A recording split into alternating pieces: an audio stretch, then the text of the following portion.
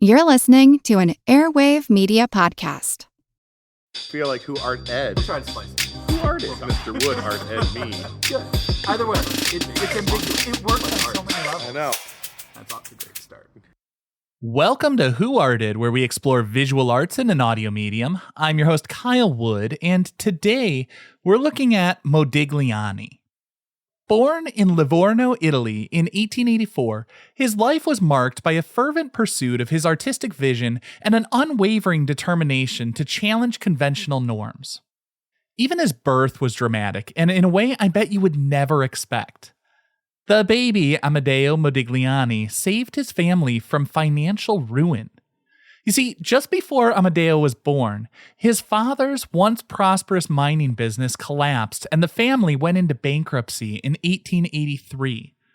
The thing is, there was an ancient law on the books in Italy saying the mother of a newborn's bed could not be repossessed. His mother went into labor as creditors were literally at the family's door, ready to seize their assets, so the family quickly piled all their most valuable stuff onto her bed. And it worked. That quick thinking protected the family from total financial devastation. Now, Modigliani's artistic inclinations were evident even from a young age. His mother, Eugenie Garcine Modigliani, recognized his talent and nurtured his artistic pursuits. Unfortunately, he was a sickly child. He contracted multiple serious illnesses, including pleurisy, which is an inflammation in the lining of the lungs and chest. He actually got that one twice by the age of 16. And remember, in the late 19th century, medical treatment was nowhere near as advanced as it is today. They largely focused on bed rest and hope that after weeks or months, the body would be able to fight it off. Medicine was largely what you might call palliative care or pain management, using drugs like morphine. As a child, Modigliani also contracted typhoid and tuberculosis. While delirious with typhoid fever, he begged his mother to take him to Florence to see the paintings in the Uffizi and Palazzo Pitti. His mother eventually fulfilled his wish. She also enrolled him in classes with the painting master Guglielmo Micheli, a painter who introduced him to the Macchiaioli movement, known for its emphasis on light and color.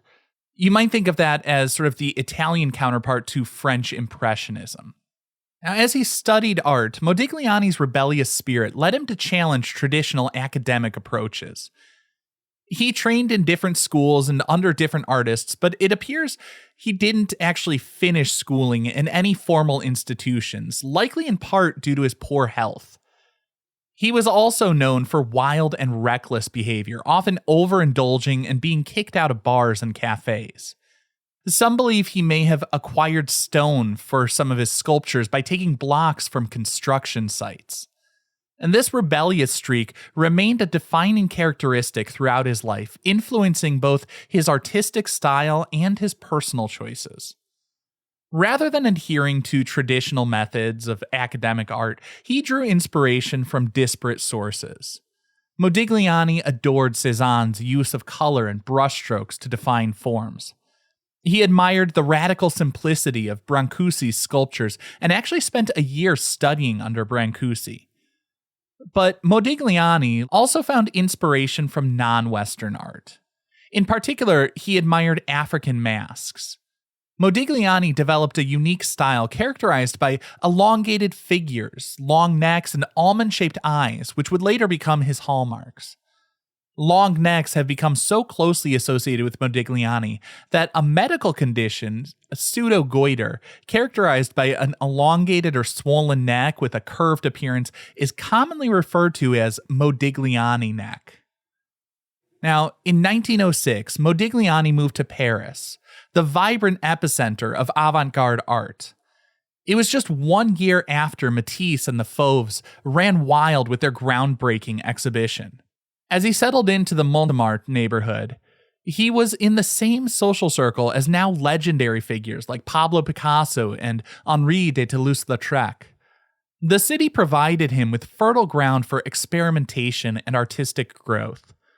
Initially, he worked to present himself as sophisticated and put together, dressing in fine clothing, although he was living in poverty. While he initially looked down on artists like Picasso with the disheveled appearance of utilitarian work clothes, Modigliani came to embrace a shabby chic, transient bohemian lifestyle. His early career in Paris was marked by struggle and rejection.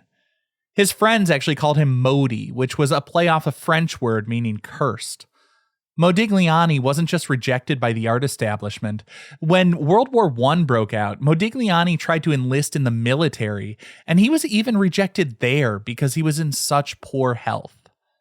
His art dealer convinced him to give up sculpture, as chiseling away at the stone left him inhaling dust that only worsened his already fragile state. In 1917, Amedeo Modigliani was finally granted his first and only solo exhibition at the Bert Weil Gallery in the heart of Paris. A solo show is a major triumph for an artist, no doubt bringing about a mix of excitement and anxiety about how the work might be perceived by the public. His friend and art dealer, Leopold Zabrowski, carefully curated a selection of Modigliani's recent works, including a series of nudes that would soon ignite controversy. As visitors entered the gallery, they were greeted by Modigliani's signature elongated figures and expressive portraits. However, it was the crowd in the street outside the gallery that stole the show. In order to entice people to visit, they had placed some of Modigliani's nude paintings in the gallery window. From what I understand, that window was unfortunately placed directly across the street from the police who came out to see what all the fuss was about. Today, many say Modigliani was ushering in a more modern portrayal of a model as a real person with emotional complexity. They often appear introspective or somber as opposed to idealized classical figures. While the tradition had been to paint an ideal version of a mythological goddess, Modigliani painted real women he knew. The frank depiction of the female form was deemed scandalous and offensive by some, and the police were soon dispatched to the gallery. Under the watchful eyes of the law, the gallery was forced to remove the offending works from public view. Basically, they just had to take it out of the window. While some critics condemned the work as obscene, others praised his unique style and emotional depth. Commercial success at the time of the show was limited, though. He only sold a few of those drawings, and sources indicate none of the paintings sold. But in 2015, one of the censored paintings from that show went up for auction and sold for over $170 million. Sadly, during Modigliani's life, he wouldn't see those kinds of prices for his work. Reportedly, he was so impoverished that he was bartering his artwork for meals. While he didn't sell much during that solo exhibition, even back then, a controversy would generate views, and that was worth something. It solidified Modigliani's position as a charismatic bad boy within the Parisian avant-garde. His artistic journey was intertwined with a vibrant social life.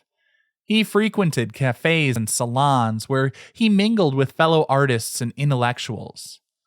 Modigliani's charisma and charm drew people to him, and he formed close relationships with many prominent figures of the art world, including Pablo Picasso, Juan Gris, and Haim Soutine. Many say that Modigliani lived fast, diving fully into his passions because he knew that he was on borrowed time. At the age of just 35, Amedeo Modigliani passed away from tubercular meningitis, an inflammation of the brain caused by meningitis he had contracted in his youth and exacerbated by years of substance abuse. Modigliani's artistic legacy has continued to grow in the years since his death. His unique style and expressive power have captivated audiences worldwide. His mature work defies categorization as it synthesized elements of various artistic movements and traditions, including sculptural works from Cambodia, Egypt, and the Ivory Coast, which he saw on display at Paris's Ethnography Museum. His work also hints at his appreciation of and play with elements of Renaissance art, Mannerism, Post-Impressionism, Fauvism, and Cubism. Modigliani likely also had personal reasons for choosing to paint elongated figures, although he never stated exactly why. Some historians speculate that his elongated figures may have been a reflection of his own physical and emotional struggles, while others suggest they were simply an aesthetic preference, as the contour lines distort the shapes but create a rhythm that's visually pleasing within the composition. He simplified and flattened forms as he painted, and yet captured a complex emotional depth. Ultimately, the elongated figures became a hallmark of his unique artistic expression, setting him apart from his contemporaries and allowing him to create a distinct visual language that continues to resonate with viewers today.